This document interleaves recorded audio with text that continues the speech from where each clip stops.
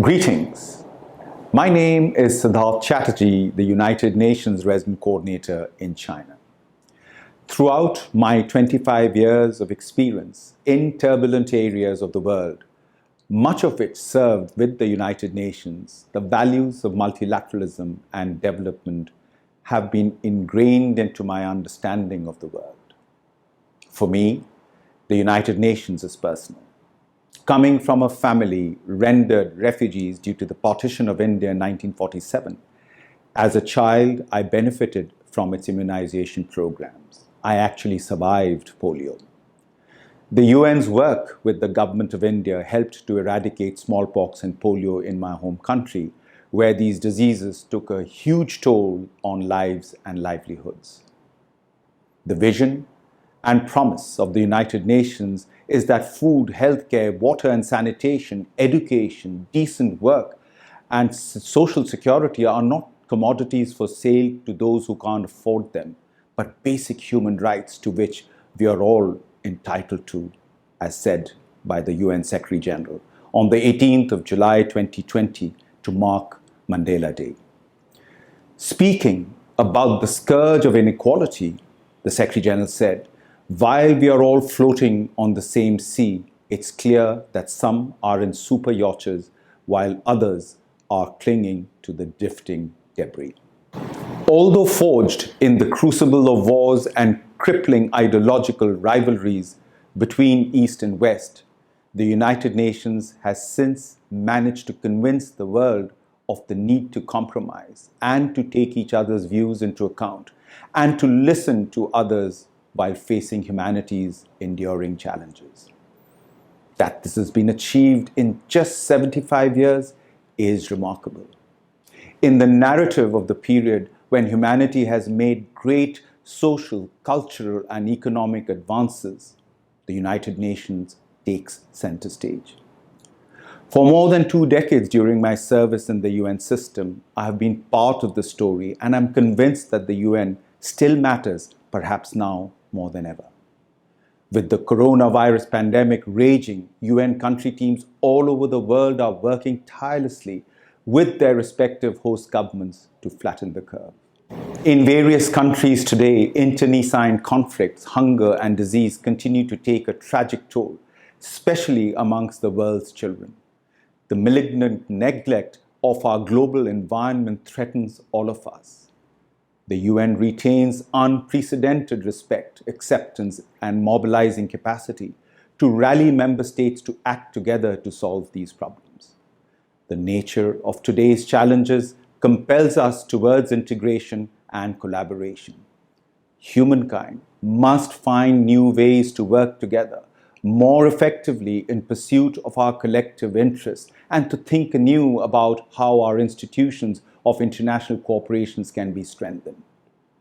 With the calamitous cost of 2 world wars and subsequent ideological fault lines convinced humankind of the need for a body like the United Nations, the challenges facing us today remain just as formidable.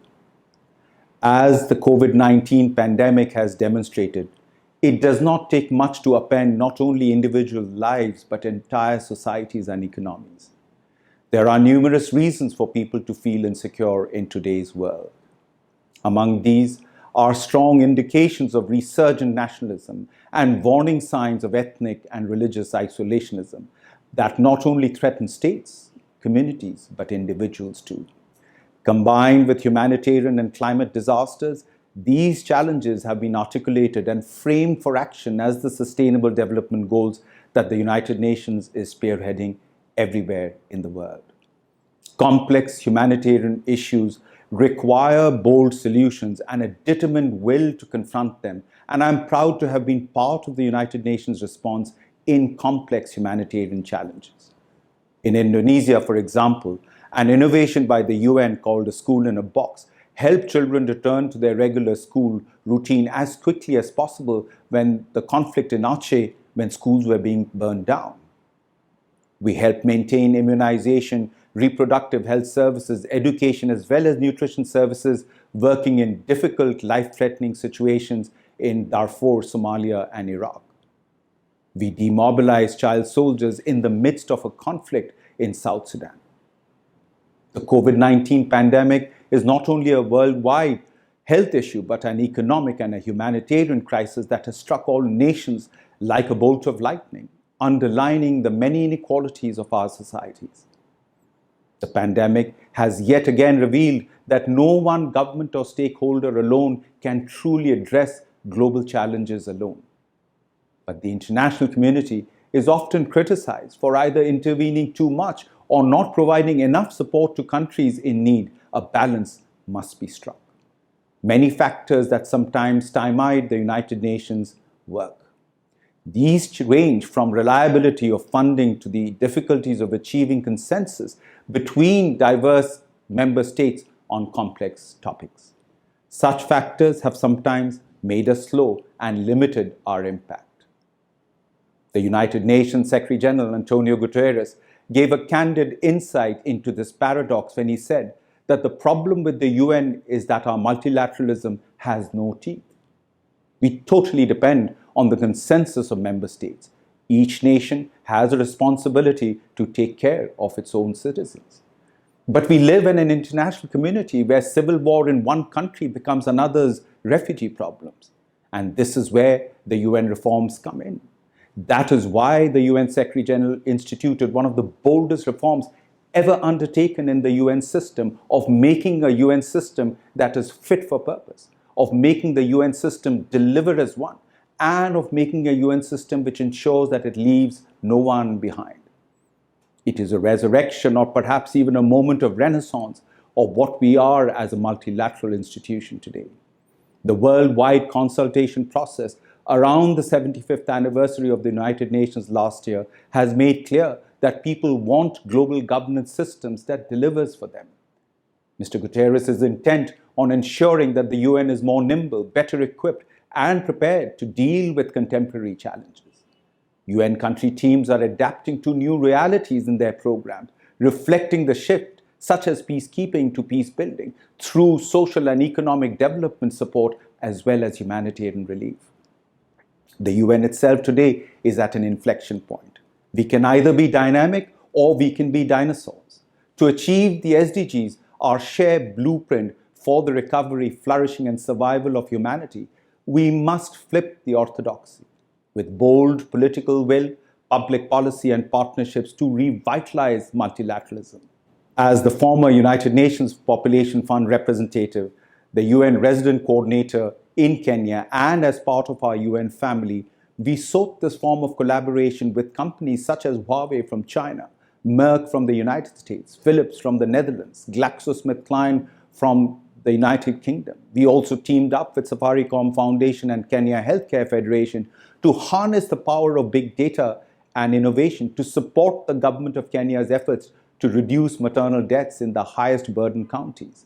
In a matter of 2.5 years, it was this partnership that led to a 1/3 reduction of maternal mortality in these counties, hailed as a best practice at the World Economic Forum in 2017, and today forms the basis of an SDG public-private partnership platform launched with the government of Kenya. These efforts represent the new modality of multilateralism, partnerships that we need to achieve the SDGs in this decade of action. For the international community, the opportunities for rapid sustainable development in Africa, for example, are massive. Africa has vast untapped potential both in resources and human capital to offer. Consider this: by 2050, 2 in every 5 children will be born in Africa.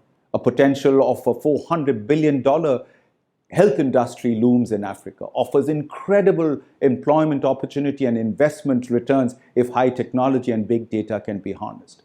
The agriculture sector in Africa will rise to $1 trillion by 2030, and there exists a $700 billion market for affordable housing.